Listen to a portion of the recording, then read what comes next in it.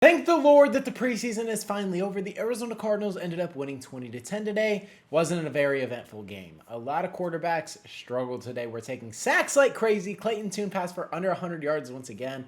A lot of people were Clayton Tune activists. Myself, you guys know I am not on that train anymore. I wanted to see him start over Josh Dobbs last year, but that wasn't saying much because Josh Dobbs was performing terrible, passing for like 56%.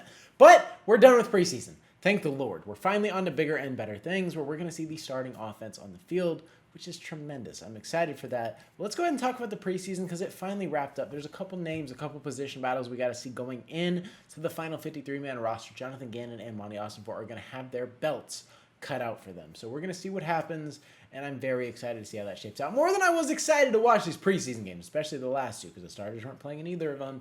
Rough watches. You guys know that. But let's go ahead and talk about it because Bam Knight, the guy I've been preaching to get some carries, finally got some carries today. 5 carries for over 80 yards and a touchdown at a 67-yard carry.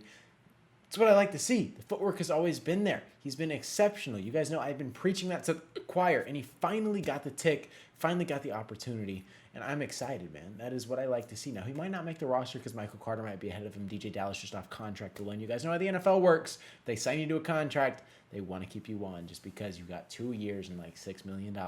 They'll keep you. It's unfortunate, but that's just the reality of the business. I think Bam Knight is a better running back than both of them. A lot of people love Michael Carter. I love Michael Carter myself. I think he is great in person. I've had great interactions with Michael Carter. Same with DJ Dallas. But at the end of the day, it is a football decision. I think Bam Knight is better overall. Whether they keep him or not, don't know. He only got limited tick at the end of this preseason game, so we'll see what happens there. Also, with Clayton Tune, I think he absolutely has to go. He could be a practice squad player, but he is not a rosterable quarterback. You have Kyler, you got Jacoby. Outside of that, you're chilling. Clayton Tune has passed for under 100 yards in back-to-back games, under 90 yards in back-to-back games. Unacceptable. You can't have that. He had 20 attempts tonight, passed for under 90. Can't do that. That is not going to fly in the NFL. That is not going to fly overall. It was a rough watch. Took a lot of sacks today. So did the Raiders. I think a lot of defensive things happened well for us. There's a lot of players that I think solidified a roster spot today. We'll talk about that in just a second. But the offensive side of the thing, it's hard to get receivers involved when your quarterback is not playing good football. That is what it is. Like at the end of the day, Clayton Tune's not getting these guys to football. I think you keep Simi. I think you keep Xavier Weaver, Greg Dortch, Zay Jones, Michael Wilson, and Marvin Harrison Jr. Those are the guys you keep. Those are the 6. You rock with those 6 receivers with Elijah Higgins, Tip Ryman, and also Trey McBride. Those are your receiving core and tight ends. Running backs, I think it's very tough because I think you keep Amari. I think you also keep James Conner. And then I also think you keep Trey Benson. But outside of that, you could really swing either way. Michael Carter, Bam Knight, DJ Dallas. Now, whether I really don't know where they're going to go with that. That's going to be a very interesting decision at the end of the day, but I'm very curious to see where they pan out and how they're going to do that. I would rock Bam Knight. Not going to lie, try to roster Michael Carter on the practice squad, or maybe go Bam Knight and roster Bam Knight on the practice squad, or Michael Carter and Bam Knight on the practice squad. Who knows what they're going to do? DJ Dallas, I think, has to go, but I have him finalized just because of contract obligations. Now, if they cut him, they're doing the best thing possible because talent-wise, he's got to get packed up. When he's in the game, he's not a great runner. He's a better returner than anything. But even then, he's slow. He's not in the best of shape. But you know, when you play better at that shape, you play better at that shape. But he is not an elite athlete at the end of the day. So if DJ Dallas is gone, wouldn't be opposed to that whatsoever. But the offensive side of things are going to be tough. The offensive line hasn't been fantastic in the preseason, the second and third stringers. But I don't know, man. Just Clayton Tune has to go for sure. I think you roster 2 quarterbacks going forward, 4 running backs, 6 receivers, 3 tight ends. Maybe you roster 9 offensive linemen instead of the 8 that I rostered. Maybe Christian Jones is ready to go before the beginning of the season starts. Who knows? But on the defensive side of the ball, I think Jordan Burch has absolutely made a name for himself, wreaking havoc in these back-to-back games. I think he was always going to make the roster, but this solidifies it. Xavier Thomas, same thing. A lot of people were questioning why I kept him.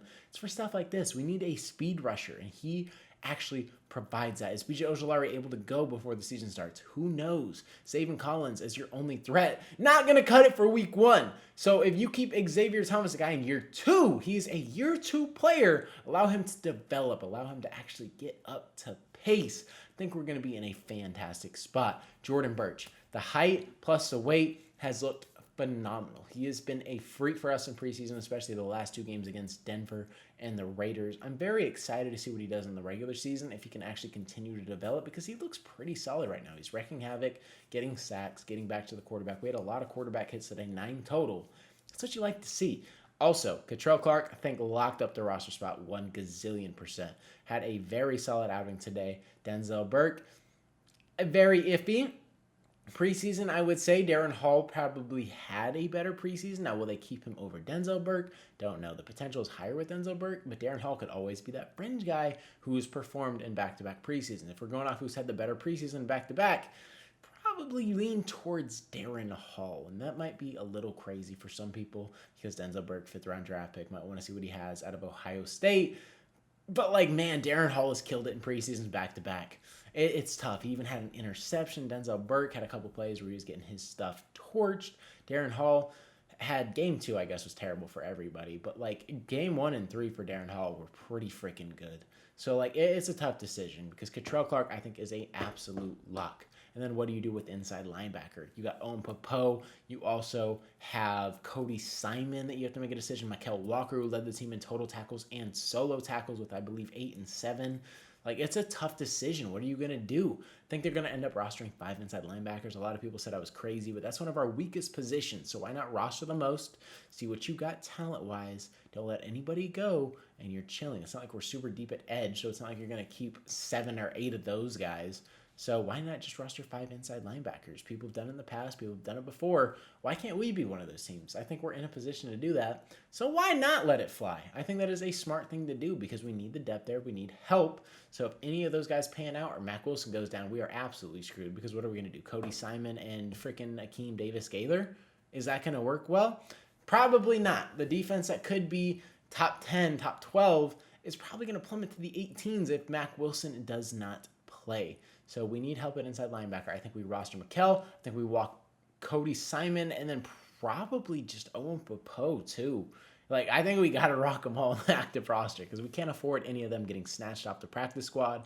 So you rock with them and you're chilling. But secondary, I think, is going to be tough.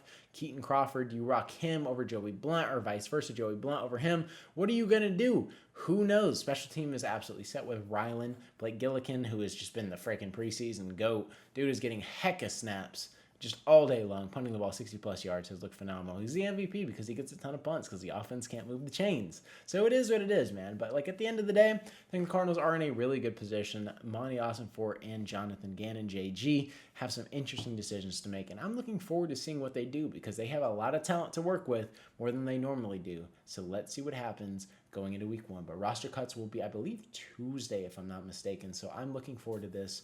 We'll see what happens.